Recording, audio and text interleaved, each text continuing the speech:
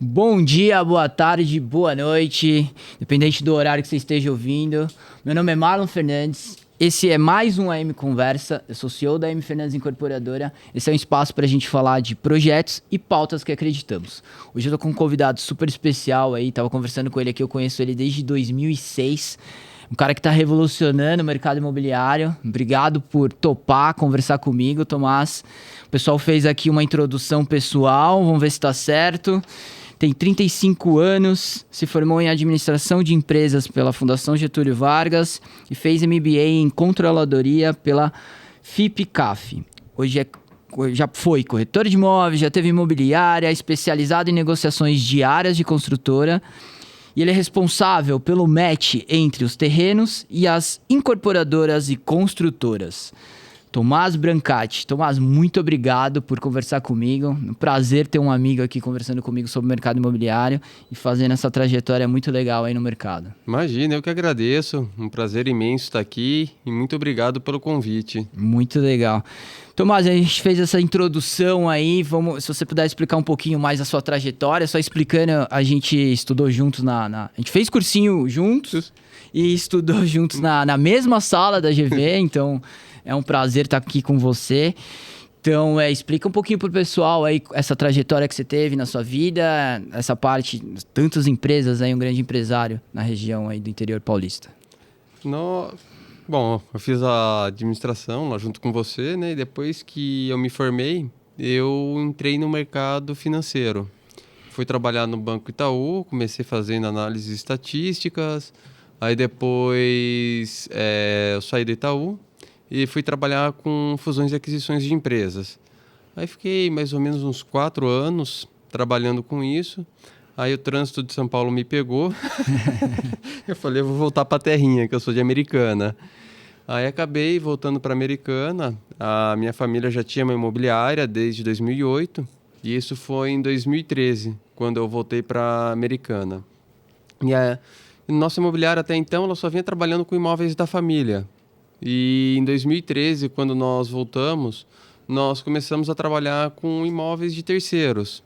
Então, fazer venda, locação, casas, apartamentos, lançamentos, a gente fazia de tudo. Que inclusive foi o nosso erro. E daí a gente, nessa de começar a trabalhar com tudo quanto é tipo de produto, nós começamos atendendo uma construtora que nos procurando terrenos. E eu achei muito interessante esse nicho de mercado. Quis entender mais como que funcionava, fui estudar, fui aprender, até conversamos na época, fiz um curso que você me indicou.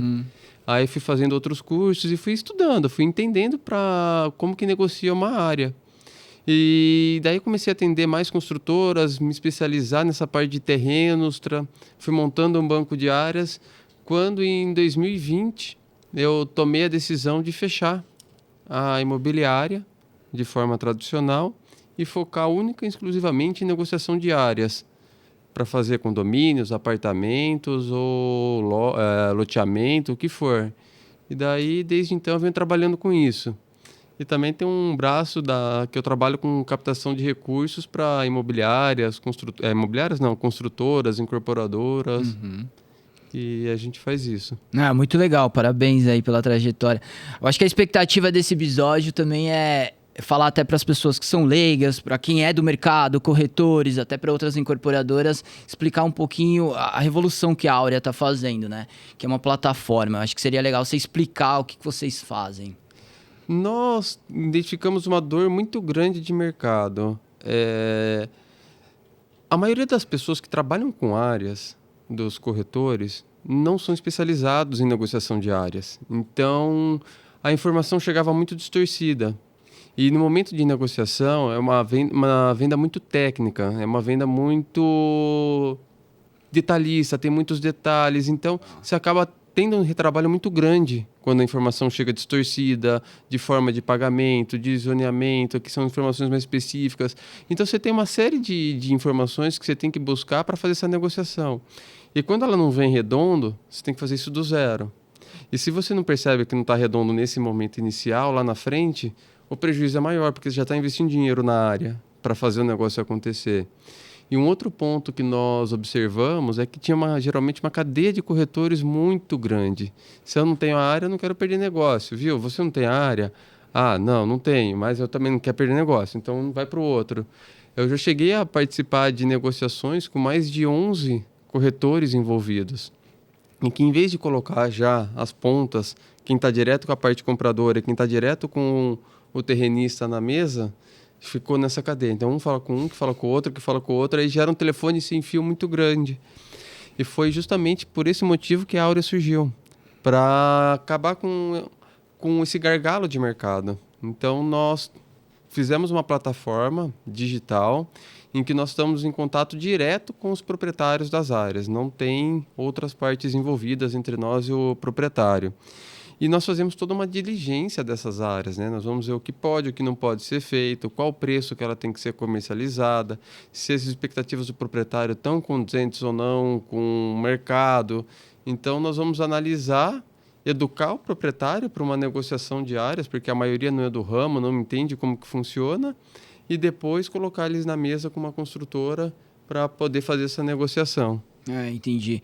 Assim, eu acho que é legal até falar para as pessoas que conhecem pouco que um dos grandes desafios das empresas que estão no mercado é o terreno, né? É achar o terreno. Óbvio que todas as incorporadoras, todas as construtoras, loteadoras querem construir nos melhores lugares. Sim. Só que achar esse terreno não é tão simples, né?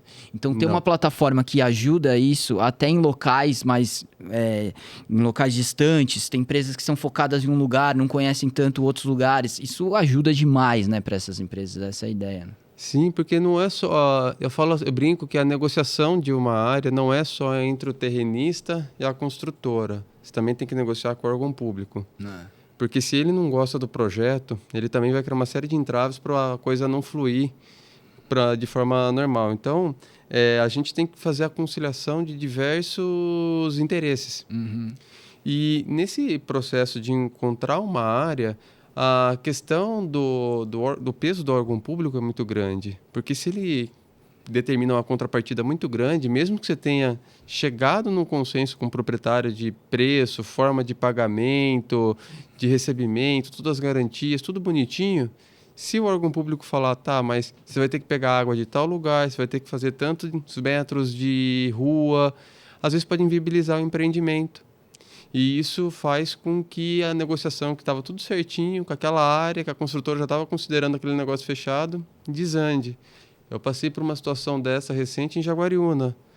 O proprietário e a construtora se entenderam, mas a prefeitura determinou que para fazer o empreendimento lá tinha que abrir mais de 2 quilômetros de rua. Aí inviabilizou o empreendimento e, infelizmente, o contrato teve que ser desfeito. Sim, o papel de vocês nesse mercado também é isso, né? Ajudar nessa relação. Tem. Se eu não fizer esse meio de campo, tanto com o órgão público quanto com o proprietário, o negócio acaba não saindo.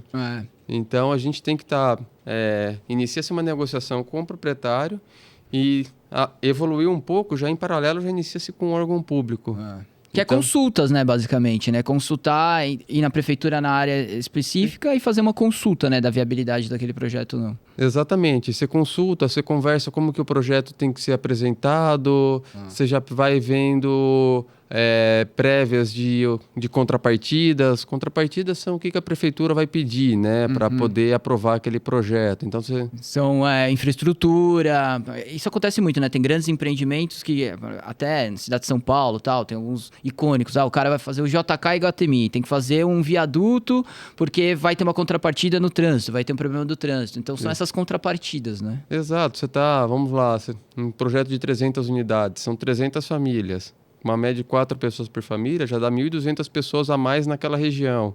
Então, isso tem impacto em esgoto, energia, trânsito. Então, você tem que estudar tudo isso previamente para poder já estar em linha com o que a prefeitura está esperando e em linha com o que o proprietário está esperando. Então, você já tem que colocar isso na conta no momento que você faz a proposta para o proprietário. Para lá na frente não ter a surpresa e o negócio não acontecer por causa disso. Sim.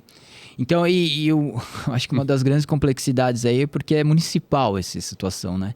E depende muito do município, né? Cada município tem uma estratégia, tem uma maneira de lidar com essas coisas, né? Tipo, qual é a regra daquele município, né?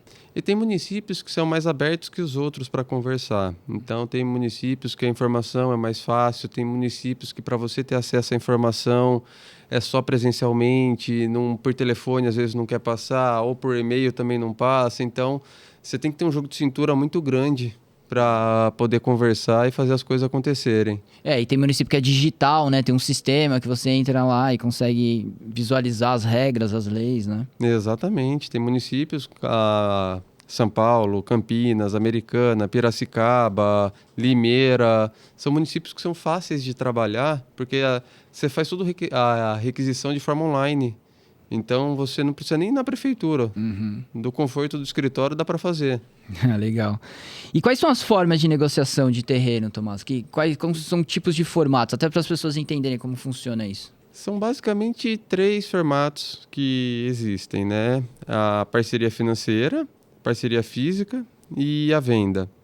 Eu costumo fazer um paralelo entre parceria física e financeira como se eu fosse um fornecedor de uma concessionária de carros, para ajudar a entender.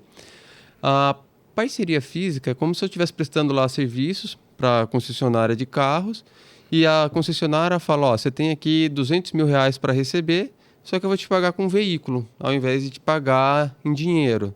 Você aceita? Se você aceitar, isso é uma permuta financeira.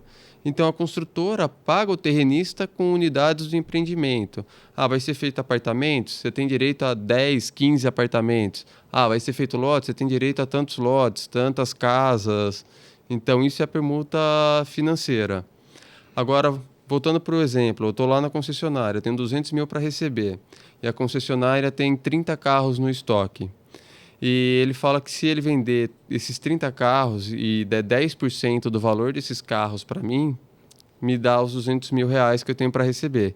Então, a cada carro que ele vende, eu tenho 10%, por exemplo, do carro. Então, daquele valor que ele tem para receber. Ele vendeu 10 carros no mês, eu tenho direito a 10% dos 10 carros que foram vendidos. E assim é também no mercado imobiliário. A cada apartamento, cada unidade vendida, eu tenho um percentual. Então, vendeu 30 apartamentos no mês, eu vou receber esse percentual, esses 10%, 15%. E a venda em si da área, que é a terceira modalidade, mas é a mais difícil de acontecer, né? Que geralmente vem um deságio muito grande para os terrenistas. Então, se ele ia receber numa parceria R$100 o metro, numa venda ele vai receber R$30, R$35 o metro por causa da questão da aprovação, né? Quem entra numa parceria, você tem uma carência para início dos recebimentos, então por isso o deságio.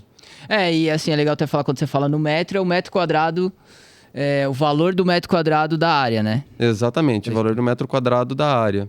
Que, vamos falar, a área tem 1.000 metros quadrados e está sendo negociada a R$30 o metro, então a área tem 3 milhões de preço de mercado. Tá, perfeito. Até a ideia é falar até para todo mundo entender, né? Isso é muito fácil para o nosso mercado, mas a ideia é deixar para os leigos também entenderem. Então, assim, pensando na visão do terrenista, quando ele pega uma permuta física ou financeira, ele tem que acreditar naquele projeto, né? Ele vira sócio, basicamente, daquele projeto, né? O sucesso do que ele vai receber é atrelado ao sucesso do projeto, né? 100%. Ele tem que acreditar no projeto. É por isso que eu sempre falo que é muito importante ele estudar a empresa com a qual ele está fazendo parceria. Então, se já tem outros empreendimentos, quais foram feitos, como que foram as vendas daqueles empreendimentos, visitar esses empreendimentos que foram realizados, entender o mercado, conversar com outros corretores para saber se aquele produto que a construtora pretende implantar naquela região é um produto que tem demanda, é um produto que tem saída. Puxar as CNDs da construtora em si para ver se tem algum BO, como está a saúde financeira da construtora. Então, a parte de diligência é uma via de mão dupla, que tem a diligência da área e dos proprietários, mas também tem que ser feita a diligência da construtora para trazer essa segurança para a negociação, que não vai ter nenhum imprevisto no meio do caminho. Que aí é o ponto que você fala que o corretor que é focado nessa área poderia ter corretores bons e ruins, como todas as áreas, mas que ele poderia se preparar melhor para atender melhor essa demanda, né? Exatamente. E também entender as leis municipais. Porque toda a lei que fala sobre incorporação, loteamento, ou seja, essa parte de grandes áreas, está no plano diretor. O plano diretor é que determina a regra do jogo, o que pode, o que não pode ser feito, como que tem que ser feito. Então, se ele está negociando uma área aqui em São Caetano, ele tem que estudar a lei municipal. Ele tem que entrar no plano diretor, ver o que pode, o que não pode, que tipo de produto que pode ser implementado, porque tudo está no plano diretor. Eu quero construir uma indústria aqui. Eu posso construir? Depende do que constou no plano diretor. Essa área está permitida, uma indústria? Então, é toda uma questão de olhar a lei municipal, que é o mais importante. Porque tudo se baseia, começa por ali.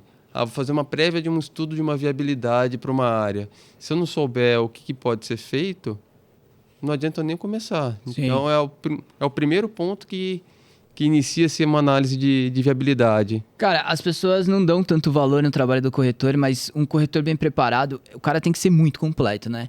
Pensando que o cara vai focado, porque tem corretores que têm nichos, né? Se o corretor for focado em venda diária, cara, o cara tem que aprender, saber sobre engenharia, o cara tem que saber sobre arquitetura, o cara tem que saber sobre gestão de pessoas. Então, assim, as pessoas não dão tanto valor no que um bom corretor tem de trabalho, né? Ele fala, tô dando essa comissão pro corretor, é um valor muito alto, mas ele não entende quanto tempo esse cara estudou e o que ele fez para esse projeto acontecer, né? Então, assim, é muito difícil ser um corretor muito bom. Então, tem que valorizar quem é muito bom, até pelo trabalho que esse corretor tem, né? Eu digo assim, o corretor ele tem que ser uma pessoa técnica. Então, credibilidade é tudo. Então, para você transmitir credibilidade, principalmente para o terrenista, você tem que mostrar que você não é mais um. Que você não está lá para tomar tempo do terrenista, para ele... ele recebe muita proposta. E a maioria dos corretores, o que acontece? Coloca só a construtora com o terrenista na mesa e um fala uma língua e o outro fala outra. Não prepara o proprietário para entender a linguagem da construtora. Porque as construtoras vêm com palavreada VGV. O que é VGV? É faturamento bruto. Então, traduz para a língua do corretor. Mas eu vou montar uma SPE. O que é SPE? A Sociedade de Projeto Específico. Como que funciona? Como é que é a tributação? Quais garantias? Quais riscos envolvidos numa operação? Então, você tem uma série de pormenores que você consegue trazer uma segurança para o proprietário, que se você não for especialista, não souber ter essa tecnicidade, você não passa a credibilidade e aí sim a pessoa aqui não vai te valorizar o seu trabalho e não vai querer pagar a comissão. Por isso, a tecnicidade, entender tecnicamente do produto, das leis, da forma como uma construtora pensa e trazer isso para a realidade do terrenista e preparar ele para essa reunião que vai acontecer de negociação é fundamental. Perfeito. Então, assim, que dicas você daria para um terrenista fazer um negócio da melhor maneira possível? Primeiro é entender a vocação da área dele. O primeiro passo é entender qual que é o zoneamento. O que é isso, né? O zoneamento é o que diz o que pode e o que não pode ser feito. Cada prefeitura tem o seu conjunto de leis, né? Só que ali ele vai determinar todos os parâmetros de construção. Então, quantos metros de áreas construídas eu tenho que ter, quanto de recuo, qual a altura máxima que eu posso construir, quantas vagas de garagem tem que ter, tamanho mínimo de terreno, de lote. Então, você tem uma série de informações que lá constam e entender isso vai ditar a regra do jogo em termos de precificação, porque o terreno ele vale o que cabe em cima. É diferente de casas que você pode fazer uma análise comparativa para fazer uma precificação. O terreno não, porque às vezes um terreno que é vizinho do outro estão em zoneamentos diferentes. E isso influencia drasticamente no preço que você consegue pagar no terreno, por causa que os coeficientes mudam completamente, né? Então, o terreno ele vale o que você consegue colocar em cima. E aí você, sabendo essas informações, buscar regularizar, se ela não tiver ainda regularizada a área. Então, fazer o georreferenciamento, estudo topográfico. Isso vai adiantando etapas no processo de negociação que, se não foram feitas, vai ter que ser feito para fazer a aprovação do projeto. E isso toma tempo. Só que são coisas que o terrenista ele já pode adiantar nesse momento de negociação, que independe da negociação, se ele for negociar com a construtora A, com a B, com a C ou com a Z. Então, ele já pode ir adiantando uma parte do trabalho e fazer as coisas acontecerem. Legal. Ele entender quanto que vale a área dele realmente é fundamental. É fundamental, né? E você acha que ele buscaria uma exclusividade? Como é que você vê? Principalmente nessas áreas maiores, é o ideal buscar uma exclusividade? Porque assim, tá explicando para as pessoas, todo mundo conhece alguém que já vendeu algum apartamento, vendeu alguma casa, né? A área é um pouco diferente, né? Mas o que acaba acontecendo? Tem muitas pessoas que acreditam que quanto mais corretores vendendo a unidade, é melhor. Pode até ser verdade, mas tem um lado bom e um lado ruim, né? Qual que é a sua opinião sobre exclusividade? Exclusividade é interessante quando você escolhe o parceiro correto. Porque não adianta você pegar uma área, sentar em cima dela e achar que as construtoras vão procurar automaticamente. Não. Trabalhar com áreas é um trabalho ativo de negociação. Então, você vai atrás das construtoras, você já verificou o perfil que aquela área tem, que tipo de produto pode ser desenvolvido naquela área, e já sabendo isso, você já sabe para quem direcionar aquela área. Então, você vai apresentar para tal, tal e tal construtora, e você já encaminha essa área para eles. Você não espera a construtora procurar. Então, procurar saber se o parceiro tem essa proatividade para poder conceder exclusividade, ela é fundamental. Porque senão você fica amarrado com uma pessoa e essa pessoa não vai fazer um trabalho ativo. E essa pessoa ela tem que ser a ponte para o proprietário ganhar tempo numa negociação. Porque toda a chuva de propostas, eles são muito assediados. Chove muita proposta neles. Eu conheço proprietário que toda semana tem uma proposta nova chegando na área dele. Só que se ele tem uma exclusividade, ao invés de ele ter que se reunir com todas essas pessoas toda semana, essa pessoa que tem exclusividade que vai se reunir, vai fazer o filtro, vai falar, dessas, 10 propostas que chegaram, 2 têm o perfil que você está buscando. É porque chega de tudo também, né? Chega. Isso que tem que falar. Chega de tudo, exatamente. Vários tipos de formatos, vários players diferentes, então fazer esse filtro é fundamental, né? E fazer esse filtro é fundamental. Então, exclusividade, quando você faz com o parceiro correto, realmente vale muito a pena para o proprietário, porque daí ele ganha tempo, ele sabe que o que está chegando para ele está alinhado com as expectativas dele, e ele sabe que a pessoa que está trabalhando aqui também está procurando possibilidades de negócio para fazer o negócio acontecer. Pontos negativos, né? É que, tá chegando fulano. Cara, centralizou numa pessoa. Você não vai poder tal. Mas pontos positivos, se essa pessoa é muito positiva, você está comprando. Um ponto negativo também é que você está comprando as virtudes dessa pessoa, né? Sim. Então, se essa pessoa demorar para responder, você está fechando um negócio com uma pessoa que demora para responder. Sim. Então, é outro ponto negativo. Porém, se você deixa para o mercado, é essa a questão. Vende tudo. Às vezes você não consegue fechar o melhor negócio porque você está numa ansiedade, mas vai chegar uma outra proposta que é melhor. Será que está alinhado com não sei o quê? Então, gera como se fosse um leilão dentro da área, o que não é legal. Não, e assim, eu acho que a grande visão é porque não é tão simples, né? Não é só financeiro a história, principalmente se tiver permuta. Então, assim, o terrenista... ele tem a visão que ele tentar vender por ele, tem pessoas que vão conhecer, vão aprender, vão estudar, mas às vezes as pessoas não é a principal função, né? A pessoa tem a vida dela, então esse trabalho de conversar com várias pessoas que querem comprar, entender, ver os pormenores ali da história é complexo, né? É complexo e às vezes, por exemplo, tem áreas que tem várias famílias. Eu participei recente agora de uma que são 14 famílias. Isso é mais comum do que a gente imagina. Né? Mais. É difícil uma área que é uma pessoa só, 2. Isso é sonho. Até essas áreas maiores, né, de loteamento, sempre tem eu já participei de negociações que tinha mais de 111 pessoas. Nossa. Que assinando pela área, então como você controla todas essas pessoas, essas relações, né? Muito a gente difícil. faz núcleos de famílias. Eu vou conversar quem vai representar esse núcleo. Quem vai representar esse aqui? Vamos fazer uma reunião. Exatamente. Então, assim, para o terrenista, isso é complexo, né?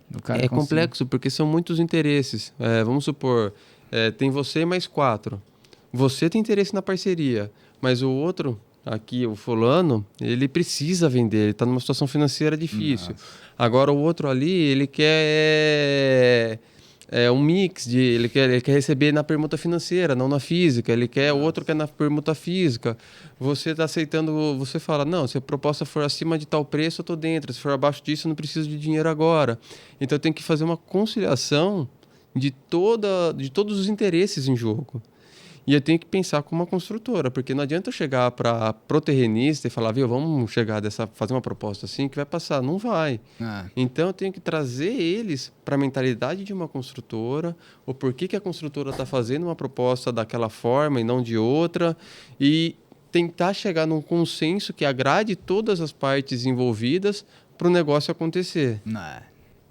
E pensando na visão da construtora incorporadora, qual é a melhor maneira para ela fazer o melhor negócio possível? Entender a situação do terrenista, de que fase de vida cada um está passando. Então, ao invés de já chegar só apresentando números, o contato humano é muito importante e ter uma conversa de forma individualizada com cada terrenista. Então, para entender realmente a necessidade de cada um deles. Porque quando tem a reunião geral com todo mundo, passa-se o modelo de negociação, tudo mais, surgem algumas dúvidas comuns. Mas cada um tem a sua dúvida específica, porque é muita informação para passar numa reunião só. E cada um tem a sua necessidade específica. Então, a parte de negociação de números, eu digo que é a parte mais fácil da negociação. Eu vou pagar R$30 o metro, vou pagar R$100 o metro. Cara, essa é a parte mais simples. A parte mais difícil é resolver as peculiaridades de cada uma das partes envolvidas. Então, se a construtora atuar dessa forma, com essa visão de entender a situação da família, as chances dela fechar mais negócios aumenta muito mais do que só chegar, vou pagar tantos reais, esse aqui é o produto, esse aqui é o projeto. É gerar esse relacionamento com a família. Legal. Então, assim, explicando mais ou menos, eu sei que muda bastante, né? Tem vários formatos possíveis, mas até para as pessoas entenderem como um projeto imobiliário demora e como que é complexo. De que começa até o final, o que envolve, assim, as principais partes, assim, desse processo de compra de um terreno, né? Vamos falar assim, o processo de negociação de uma área, ele demora em média de 4 a 6 meses. Por causa que entre indas e vindas, a construtora vai fazer um pré-projeto, vai fazer uma prévia de uma viabilidade, já vai fazer consultas na prefeitura para saber se aquele projeto que ele pretende estar implantando ali na área tem uma viabilidade, uma prévia das contrapartidas que a prefeitura solicitaria. Então, isso já demanda um tempo. Fora as tratativas com os proprietários, que também demanda um certo tempo. Então, uma negociação diária demora uma média aí de 4 a 6 meses. Aí vamos falar, assinamos o contrato hoje da negociação. Começa-se o processo de aprovação dentro da prefeitura. Tem a diligência, o primeiro processo, a primeira etapa é a diligência documental de ambas as partes, construtora, do terreno e das partes envolvidas, que são quem são os donos do terreno. Passou essa etapa, uma média de 1 mês e meio, 2 meses, vamos falar, 2 meses para fazer essa parte. Entra as diretrizes, que é quando realmente a prefeitura vai falar, para fazer esse projeto que você pretende, vai custar tanto de contrapartida, tem tanto, você vai ter que pegar água de tal lugar, vai ter que pavimentar tais ruas, o esgoto vem de tal lugar, você vai ter que construir uma ETE, que é estação de tratamento de esgoto, ou uma estação de tratamento de água. Isso vai voltar para a construtora, e a construtora vai ter que fazer uma série de projetos. Projeto de pavimentação, de ruas, projeto ambiental, projeto arquitetônico, estrutural, projeto de água, projeto de esgoto. Então, são aproximadamente 9 projetos que a construtora tem que desenvolver dentro dos parâmetros de construção da prefeitura e mandar para eles, já levando em consideração as informações que vieram das diretrizes. Depois disso, vem uma aprovação prévia da prefeitura, que a prefeitura fala, tá ok, tá tudo certo, ou se não, corrige isso aqui no projeto e volta. Então, passa por todas essas instâncias que nós comentamos, várias secretarias dentro da prefeitura. A prefeitura deu essa autorização prévia. No estado de São Paulo, você tem que pedir autorização estadual. Nos outros estados, não são todos que têm essa demanda, mas você tem que pedir ou a dispensa do GRAPROAB, que é o órgão estadual que aprova os projetos, ou você tem que pedir a bênção dele, que também vai analisar em 5 instâncias também o projeto, que vai analisar esses mesmos pontos que nós acabamos de passar. Tendo o aval do órgão estadual, volta-se para a prefeitura para solicitar o alvará de construção e depois de emitido o alvará de construção, dá entrada no cartório, já imposta de toda essa documentação e entrega lá para ele emitir o registro da incorporação, que é o documento mais importante, que é a partir desse momento que pode começar a vender as unidades do empreendimento. Só que esse trâmite é um trâmite longo. Quando a gente fala de incorporação, a gente fala numa média de 2 anos, de 2 a 3 anos para fazer uma aprovação. E isso quando tem que passar pelo órgão estadual. Quando não tem, ele é um pouco mais rápido, 1 ano e meio, 1 ano, depende da cidade. Uhum. Agora, quando a gente fala de loteamento ou condomínios de casas, a aprovação ela é mais lenta, ela gira em torno de 5 anos. Então, é um período que o proprietário não está recebendo, mas ele está amarrado com a construtora. E a construtora está trabalhando em cima da área dele e agregando valor para aquela área. E isso se converte para o proprietário. Então, a área dele está se valorizando com esse trabalho dos bastidores que a construtora está fazendo para poder viabilizar o negócio. Mas tem esse período de carência. Ele tem que alinhar essa expectativa aí, né? Exatamente. Só que nesse período, normalmente, ele recebe alguma coisa? Dificilmente recebe porque a construtora está colocando dinheiro na terra. Tá. Vamos falar assim, a aprovação de um projeto, o custo dele gira em torno de 3% do VGV, em média, entre 3% e 4%. A construtora está negociando 10, 15 áreas ao mesmo tempo, está fazendo aprovação. Sim. Então, imagina ele investindo 3% de cada um desses, a quantidade de dinheiro que ele já não tem que disponibilizar para fazer o negócio acontecer. Então, para ainda ter que ter um gasto extra e colocar dinheiro para os proprietários antes desse período de aprovação é muito difícil. Não, e o terrenista tem que entender também que não tem milagre na história, né? Porque se ele criar uma expectativa, se ele tiver alguma proposta muito mágica, provavelmente essa empresa talvez não tenha tanta experiência no mercado, né? Então é esse que é o ponto, né? Ele tem que tomar cuidado, assim, ele entender mesmo o risco do processo, né? Eu conheço empresas que já fizeram propostas, vamos falar assim, todas as propostas de parceria estão chegando em torno de 10 milhões, dando exemplo fictício aqui. Ele chega e fala, minha proposta na parceria é 15 milhões. Daí ele vai lá, garante que aquela área é dele, porque não vai ter nenhuma proposta que vai conseguir bater aquelas condições. Só que na hora de assinar o contrato, ele tem um senão muito grande. As contrapartidas e dependendo da viabilidade da prefeitura. Então, o que acontece? Na hora que sai o negócio, ele fala, eu fechei com você por 15 milhões, mas eu não consigo pagar realmente os 15 milhões para você. De acordo aqui com a prefeitura, o que eu consigo te pagar, o projeto eu estava estimando colocar lotes de 120 metros, mas a prefeitura só me autorizou 200. Sim. O mercado aqui a prefeitura está pedindo tanto de contrapartida, tinha estimado tanto. Então, daí falar, em vez de eu pagar os 15 milhões, eu consigo te pagar 10 milhões. Você tem interesse em continuar no negócio? Sim. Então, existem formas de mitigar esse risco. Mas tem que tomar cuidado, porque isso acontece. Eu já vi acontecer. O terrorista tem que entender, né? Qual que é o risco do processo, né? E tem formas, porque, por exemplo, o terrenista ele pode garantir, como que ele garante que a construtora não vai sentar em cima do terreno? Sim, ele pode pôr isso em contrato, né? Ele pode colocar os prazos que dependem única e exclusivamente da construtora, coloca em contrato. Ele não pode colocar em contrato quanto tempo a prefeitura vai demorar para liberar o documento. Sim. Mas quanto tempo ele tem para dar entrada naquele documento, isso dá para colocar. E assim, depois agora que você explicou um pouco mais o processo como um todo, e qual que é o papel da Áurea, que é uma plataforma digital, né? Então, assim, como que vocês conseguem, nesse processo super complexo, fazer o trabalho de vocês e como funciona? Nosso papel é fazer a intermediação entre o terrenista e a construtora. Então, a primeira etapa do meu processo é a captação da área. Fiz a captação, entendi as necessidades básicas do proprietário. eu disparo aquela área para as construtoras que têm perfil dela. Demonstrado interesse, perdão. Uma vez que uma construtora demonstra um interesse naquela área, inicia-se um processo de negociação. Então, eu já faço uma prévia da proposta que vai vir e eu inicio um trabalho com o proprietário para entender o quão familiarizado ele está com o processo de permuta, com o processo de negociação.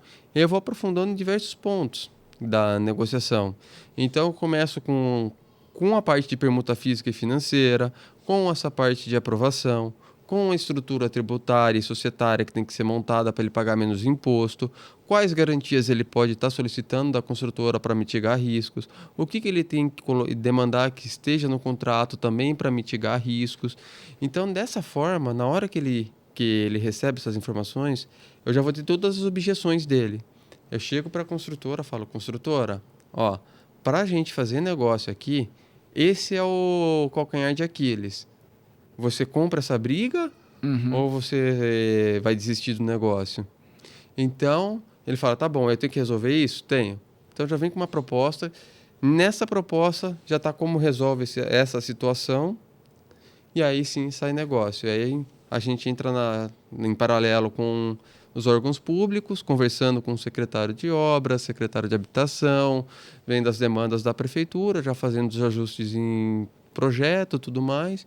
E aí começa a esteira de aprovação. Assina o contrato com a construtora, e a gente já faz esse acompanhamento da evolução, e no momento que sai o registro da incorporação, acaba a nossa obrigação. Entendi. Aí a gente passa a receber a comissão pelo valor do negócio fechado. Não tem nenhum pagamento fixo aí nesse processo, é só na comissão mesmo. Só na comissão. Só no sucesso. Só no sucesso, e eu entro na parceria junto com o proprietário. Ah, que legal. Então, até se for permuta financeira e tal, vocês tudo. entram também. Então, até melhor para o proprietário, né?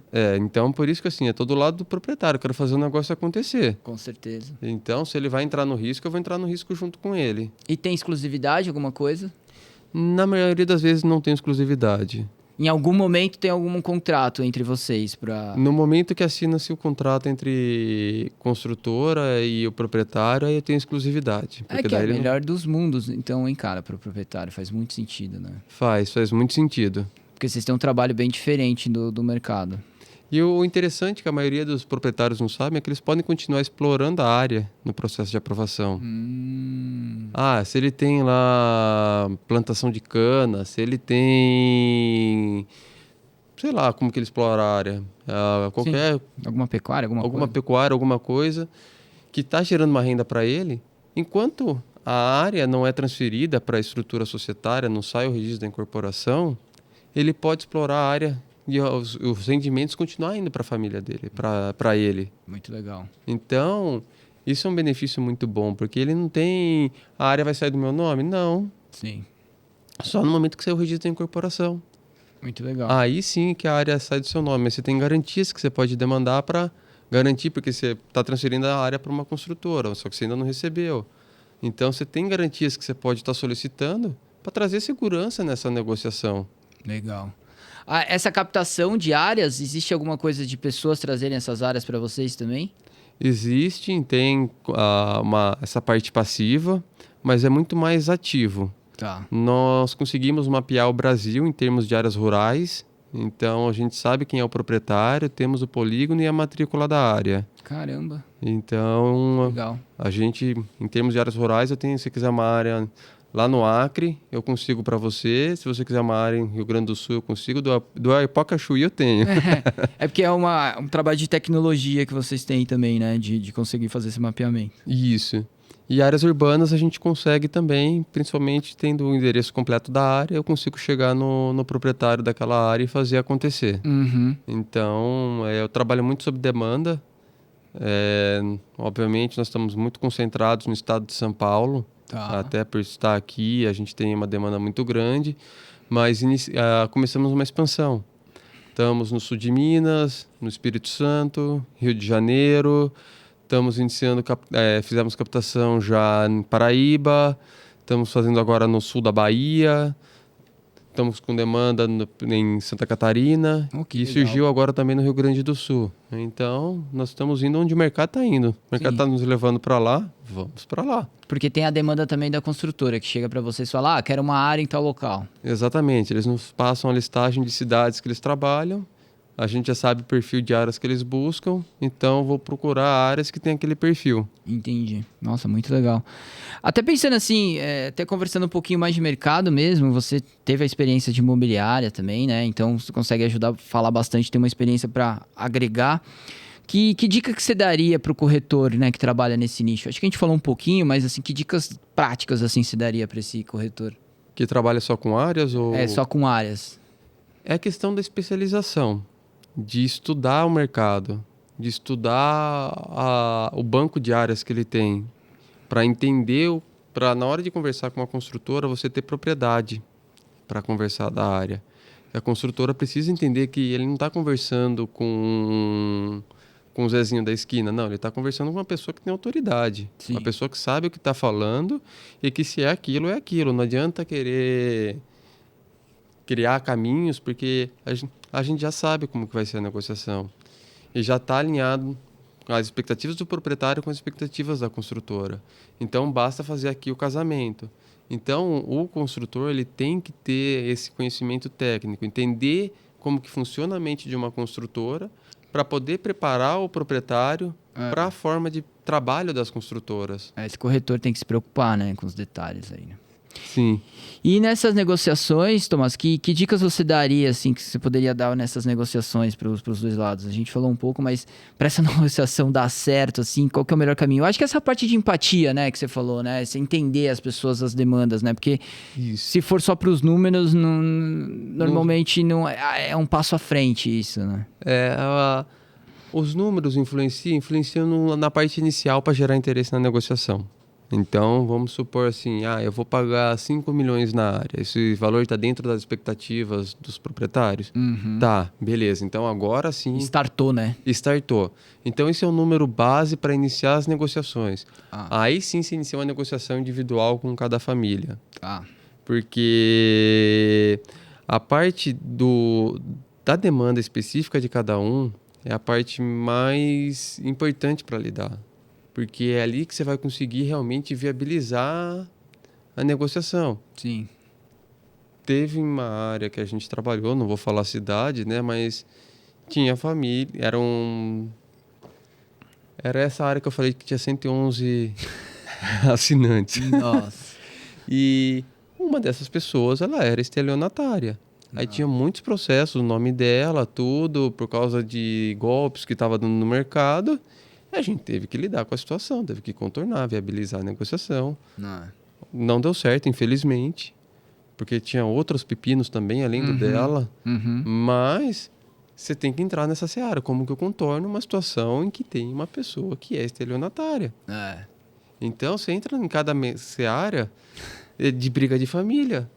Você tem que intermediar a briga de família. Tem que intermediar a briga de família. As pessoas não se falam, né? Exatamente. Teve uma área, não posso falar cidade, né? Mas tinha uma área que tinha 120 mil metros quadrados, 5 famílias.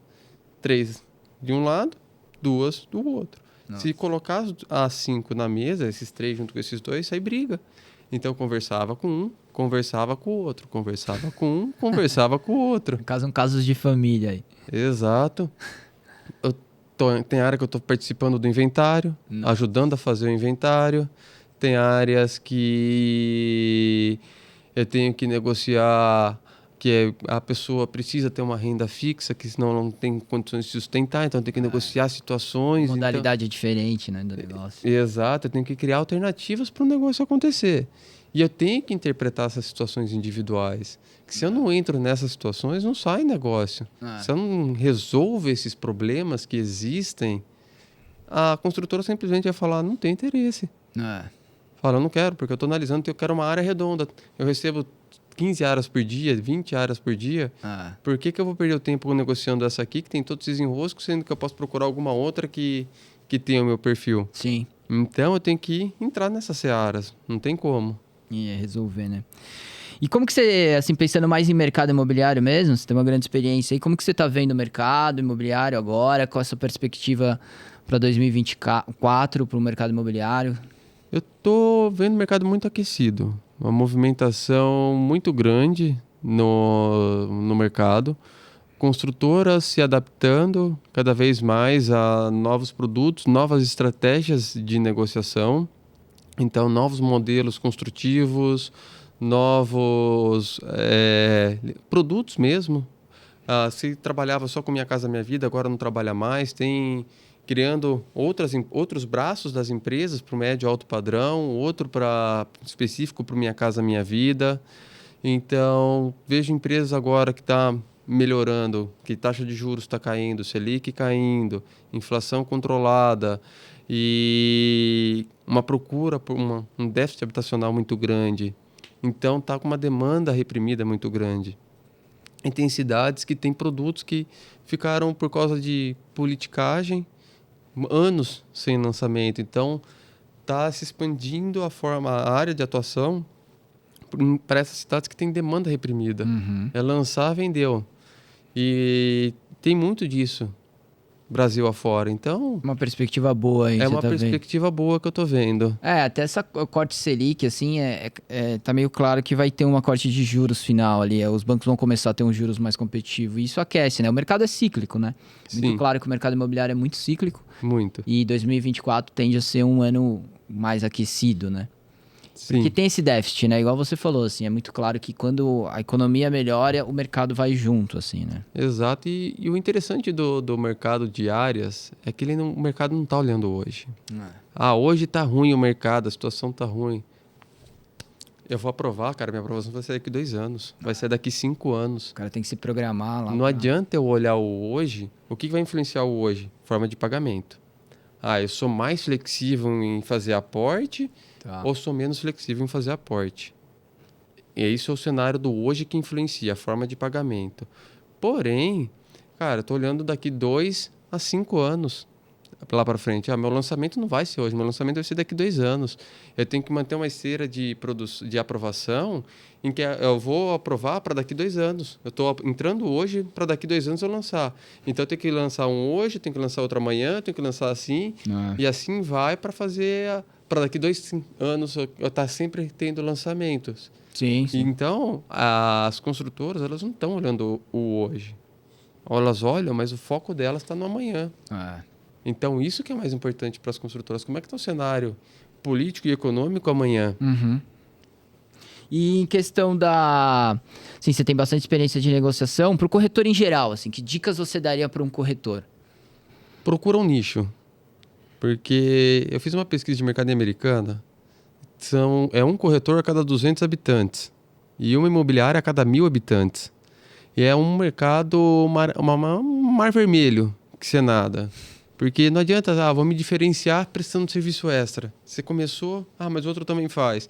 Aí o proprietário do imóvel ele fala, por que eu vou pagar para você a comissão cheia se o outro me aceita fazer menos? Então, não adianta querer abraçar o mundo e pegar todo tipo de produto, todo tipo de imóvel. Foca num nicho de mercado. Mas Tomás, é muito amplo se focar. Foca num bairro, foca num padrão de imóvel, foca no comprador, foca no terrenista, no proprietário do imóvel, porque cada foco que você tiver vai ser uma forma de atuação. Se você foca em quem está comprando, cara, você que vai fazer as visitas para ele de imóvel, já entendendo o perfil dele, você vai visitar 4, 5, 6 imóveis, fala, desses 5 eu visitei, esses estão alinhados com a sua expectativa. Não, meu foco é no proprietário. Cara, sua casa eu apresentei para 7 pessoas. 3 demonstraram interesse, esses 2 não. Mas você vai focar nos 3 aqui que demonstraram interesse. Então, não, meu foco é casas acima de, sei lá, R$1 milhão a casa. Beleza, você vai focar nesse mercado, nesse nicho, vai se especializar. Que bairros tem mais casas desse tipo? Quantos negócios foram fechados nesses últimos anos? Como que é seu cliente? Que horas ele atende o telefone? Como que você fala com esse cara? Você não pode falar com esse cara da mesma maneira que você fala com outro tipo de cliente, né? Então... Exato. Então, é uma questão de foco. Porque o maior erro que eu cometi na imobiliária foi querer abraçar tudo. Abraçar o mundo. O que eu acho muito difícil é no curto prazo o corretor conseguir, é isso aí que você falou, né? Ele perceber que ele tem que focar e que no longo prazo vai fazer muito sentido, né? Porque ele fica pensando na comissão no curto prazo, de tentar atender mais, ele acha que vai vender. Ele atendendo mais, ele tem mais chance de vender. Só que o ponto é que no longo prazo ele não cria uma relação e não cria um nicho, um boca a boca. Então, se o cara pega, eu só vendo casa de condomínio. Então, quais são os principais condomínios na minha região?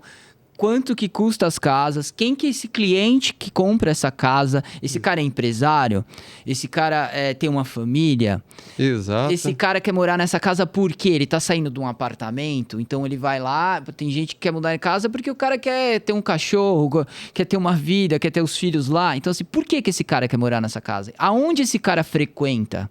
Exato. Que restaurantes esse cara tá? Então assim, o bom do nicho é isso, né? Que quando ele pega o nicho, ele consegue mapear e se posicionar para atender esse cara de uma melhor maneira. E no fim das contas ele vai acabar vendendo muito mais do que atuando de forma genérica. Ele vai ter um resultado maior, não no curto prazo.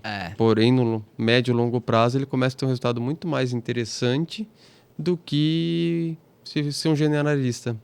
E assim, o problema é ele ter essa percepção, né? Que ele tem que apostar no longo prazo. Exato. Eu conheço muitas imobiliárias hoje especializadas em lançamento.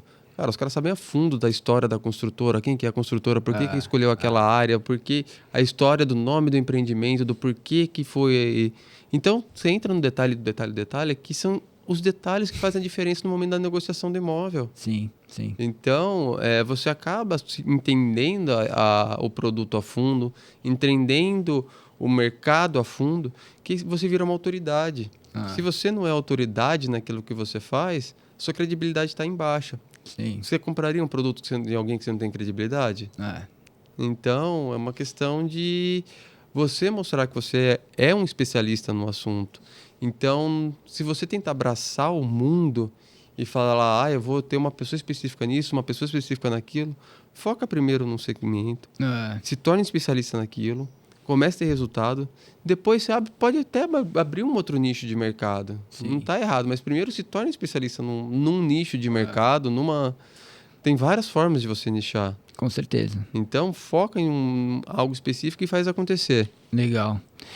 Agora falando um pouco de empreendedorismo, Tomás, como é que foi a sua experiência? Assim, que dicas você poderia dar para uma pessoa que está querendo empreender? Você tem uma relação de empreendedorismo até com tecnologia, que é algo bem complexo, né? Todo mundo acha que a ideia é fazer com tecnologia, mas conseguir empreender com tecnologia é bem desafiador, né? Até contratação de profissionais, parceiros que consigam te ajudar nisso, não é tão simples quanto parece, né? A ideia, assim, existe uma distância muito grande entre a ideia, o PowerPoint e a execução, né? Muito. Que é muito mais difícil do que parece.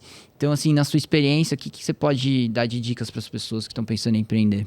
O primeiro passo para você empreender, né? Você começar a tirar a ideia do papel e começar a estruturar o negócio, né? Então, fazer e testar o mercado. Então, eu vou fazer sabão. Quem que é o cliente do sabão? Cara, pega 5, 10 pessoas, fala, meu sabão vai ter esse cheiro específico, não sei o quê. Faz para ver se tem o market fit. Antes de você já investir muito dinheiro naquilo, faz uma mini pesquisa de mercado você mesmo, ligando para potenciais clientes.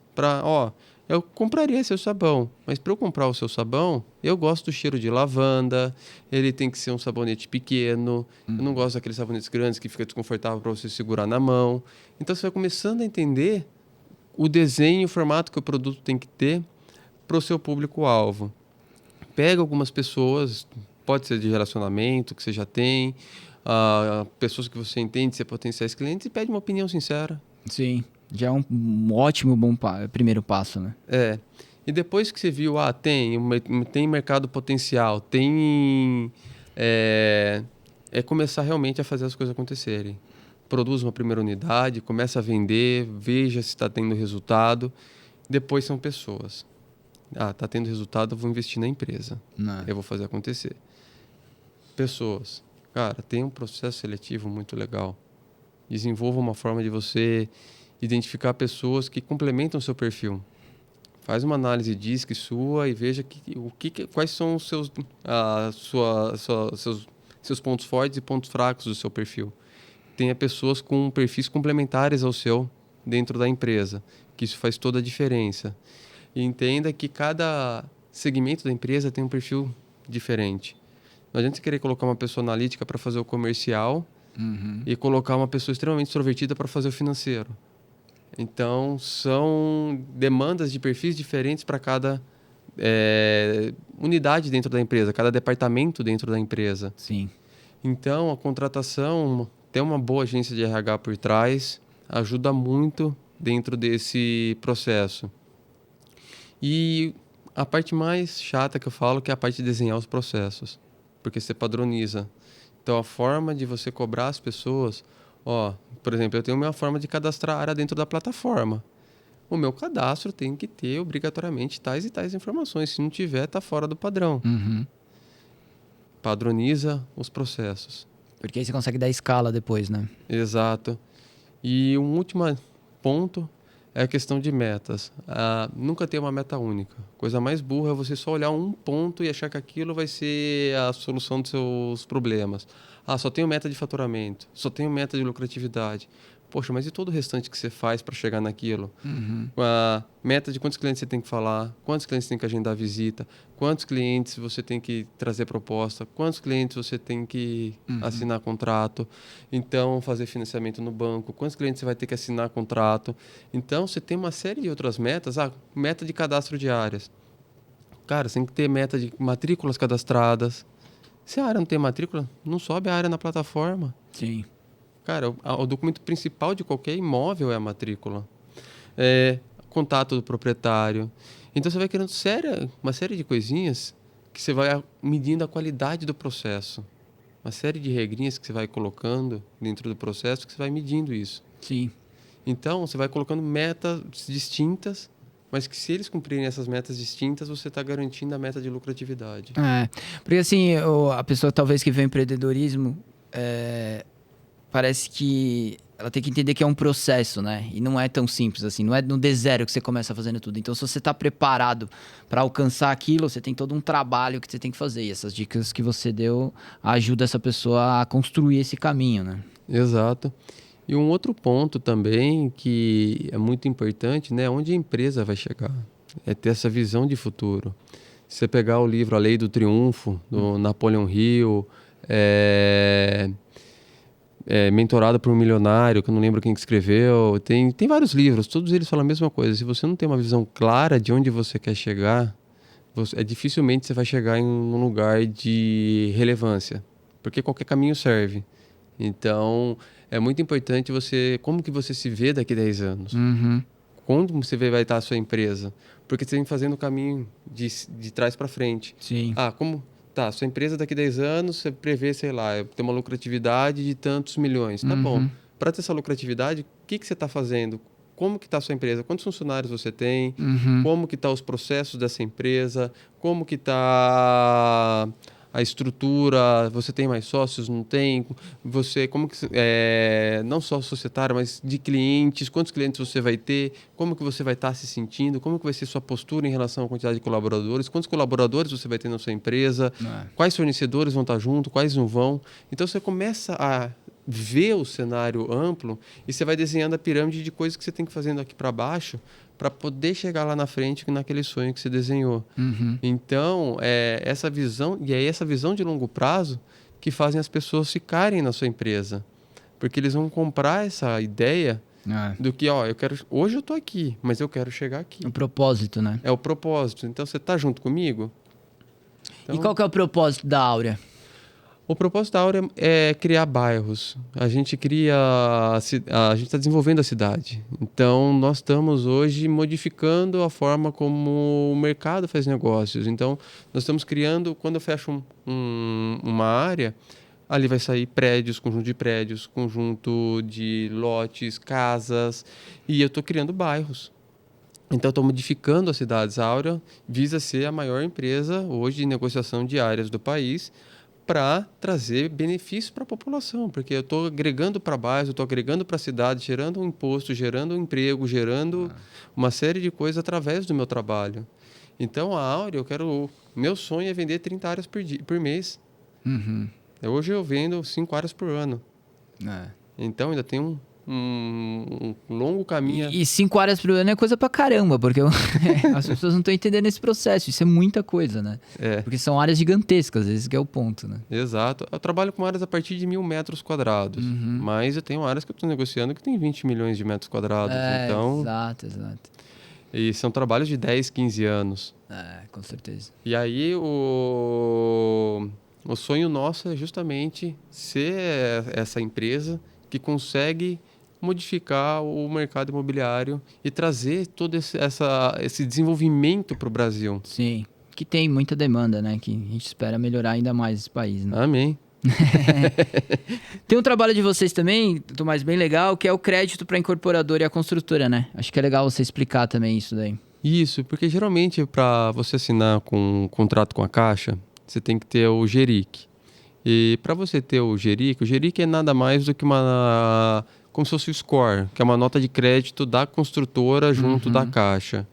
E para você poder tirar o GERIC, você já tem que ter um track record, né? Então você já tem que ter feito tantas construções, você já tem que ter feito, acho que 5 ou 4 empreendimentos, não lembro agora os números, mas e comprovar que você é uma pessoa idônea, está com a vida financeira tudo em ordem e mostrar para a Caixa que você tem esse know-how.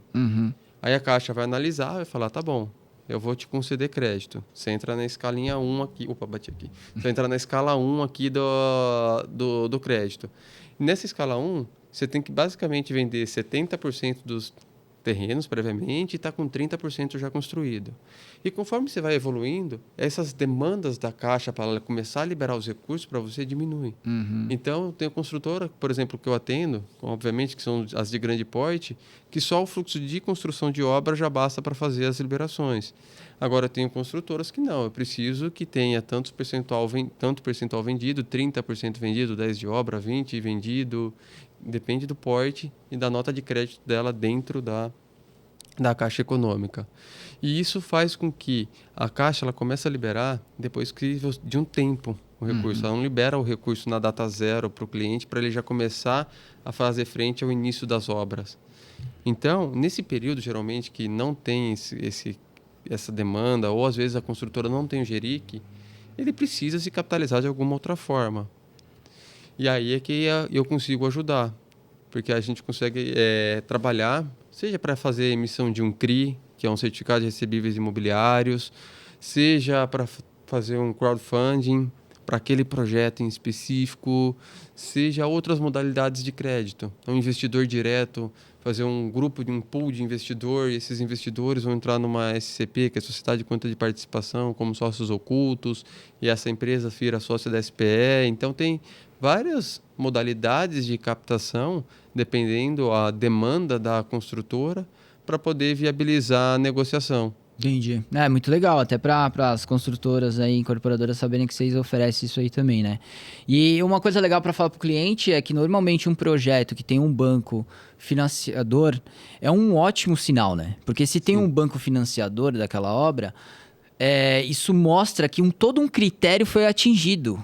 Os bancos têm um critério altíssimo para fazer um plano empresário, para financiar uma obra. Então, na hora que uma pessoa que está comprando um apartamento na planta, está comprando um lote, ela se relaciona com uma incorporadora, construtora que tem um banco financiador daquela obra, é um bom sinal, né? É um excelente sinal, porque eu falo para os proprietários que basicamente o risco deles some a partir do momento que é assinado o contrato com o banco. Porque o banco, primeiro que ele vai demandar uma série de seguros da construtora para poder liberar o recurso. E um desses seguros é o seguro obra. Então, a construção está garantida. Seja com aquela construtora, seja com outra. Se ela vier faltar no meio do caminho, já aciona o seguro e já resolve essa situação. Sim. Então, para o proprietário, terrenista, ter um banco por trás que vai ser assinado o contrato traz uma segurança muito grande. Até porque também para assinar um contrato com o banco tem uma coisa chamada patrimônio de afetação, que blinda o terreno. No caso, a construtora A veio a falir. Tá bom, todos os processos que recaírem sobre essa construtora não chegam no terreno, porque são vidas distintas. Então, a contabilidade dessa empresa aqui, desse empreendimento, é separada, apartada dessa. E aí você tem um benefício fiscal também, que sua alíquota, né, de imposto cai para 4%. E nessa, de blindar, o terrenista ele tem uma segurança muito grande, porque ele está garantindo que o terreno está blindado, que não vai recair nada sobre o terreno, que ele vai ter esse benefício fiscal e vai ter o banco garantindo, porque se a construtora não pagar ele, quem paga é o banco. Então, ele está garantido porque Sim. não tem erro. Então, assim, para você que está procurando um apartamento, uma das coisas que você tem que procurar é patrimônio de afetação, né? Se você está comprando um apartamento na planta, antes de qualquer coisa, a hora que você entra em contato com o corretor, pergunta se tem patrimônio de afetação naquele empreendimento. Isso faz muita diferença. Isso te dá uma segurança incrível, né? Muito, muito importante isso. Não, bem É legal. uma parte que a maioria dos proprietários não sabem, a maioria das pessoas que compram terrenos não sabem, e a maioria das pessoas que vendem apartamentos também não sabem. Não, e isso é uma coisa que melhorou muito o mercado, né? Depois, a lei da incorporação é bem feita no Brasil, né? Ela é bem segura, assim.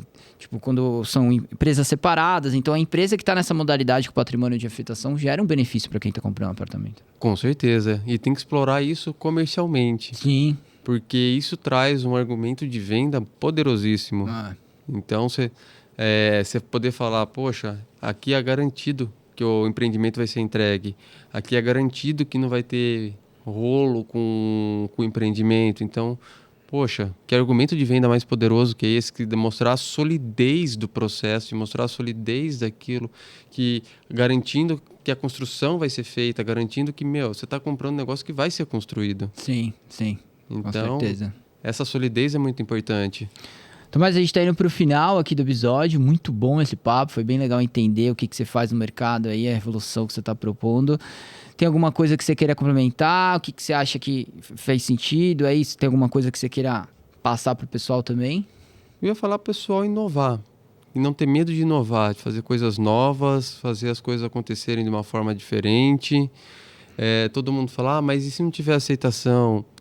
Como eu disse, faz uma prévia de uma pesquisa, vai estudando, não precisa fazer uma revolução do dia para a noite, mudar, vou mudar 100% do meu processo, vou não sei o que, calma. Faz uma prévia, muda uma parte, muda outra, e vai sempre inovando, porque se você não inova, você fica sempre na mesmice, você tem data de validade no mercado. Seja isso em qualquer segmento, seja no mercado financeiro, no mercado imobiliário, no de alimentação, no de saúde, qual mercado for. Então, começa a procurar alternativas que são fora da caixinha. Começa a procurar novas formas de fazer o que você faz.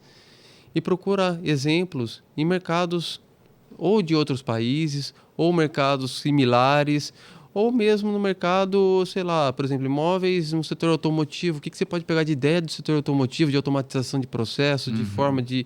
O que você consegue fazer isso dentro da sua empresa? Poxa, eu tive um insight, vou tentar fazer isso. Então, procurar fazer as coisas de uma forma diferente, você vai ganhando vantagem competitiva. E você ganhando vantagem competitiva, você melhora a sua rentabilidade. E, consequentemente, a perenidade da sua empresa.